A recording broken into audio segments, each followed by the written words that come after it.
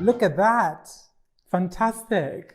It's really important to say that this is not how it would be seen in a meeting with the director or the production manager. That would be inside a box that would give the proportions of the Olivier Theatre, and there are other elements we haven't taken out. There's a floor that belongs with it. So it's not the design as the designer would present it. It's just a little show for us to understand how it works.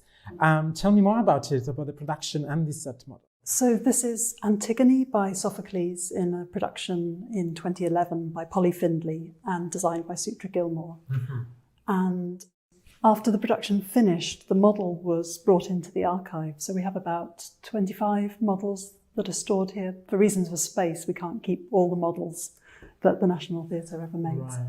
But this was one, but we only had these structural elements. And then these were remade, the furniture was remade by a contemporary model maker. So it was for the Olivier Theatre, and Soutra Gilmour has worked there three times, and each time she talks about it being a dialogue with the space that's evolving. Right. So this kind of material, the concrete at the back, where you can see the texture of the wooden frames that we use to mould the concrete, that's very similar to the texture of the National Theatre itself. Yeah. So it's a dialogue with that.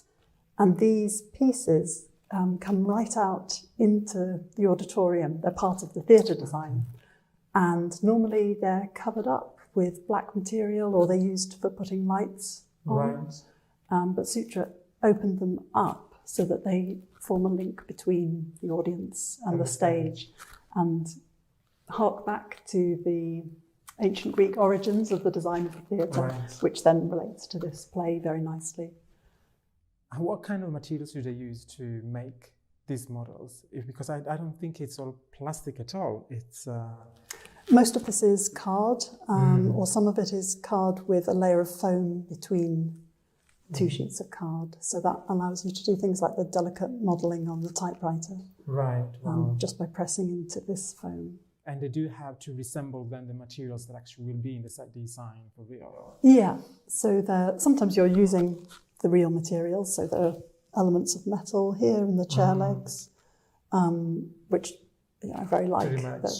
But it's often to do with the painting and the texture that gives clues to the scenic artists and the prop makers about what it's going to look like. So then the information that's here in the model is used by prop makers, the construction department, the scenic artists to make the real size thing. So these back walls weren't made of concrete, they were made of wood covered with a layer of plaster and texture, and then this kind of speckled texture suggests that we don't want a clean concrete here, we want something that looks grubby. And the scenic artists will work directly from the model. They'll even take it down into the workshop, these pieces, so that they can hold them up against the large-scale piece that they're working on and get a sense of, is that working at a distance the way that this works? Oh, I see. Oh, wow, interesting. Yeah, there are so many people who have to come and look at the model and respond to it. So there's a tradition of showing the model on the first day of rehearsals to the actors, and that's really important for getting a feel of what the space will be like and the kind of texture. They may have rehearsal furniture in the rehearsal, but this space might be just marked out on the floor without walls. Oh, right. So being able to see that and think about how they're going to move inside it, yeah. That's really important. And then for the other crafts, it's almost like a blueprint rather than inspiration. It's with the support of other visual materials, photographs and drawings to say how it's supposed to look. Yeah, let's talk a little bit about proportions then. So what's the scale of a set model? So this one is 1:25, which is the normal scale for set models in the UK. Right. So somebody like this who is, say, maybe 1.78 m, right, is about 4 centimetres, 4 to 5 centimetres in scale. Right.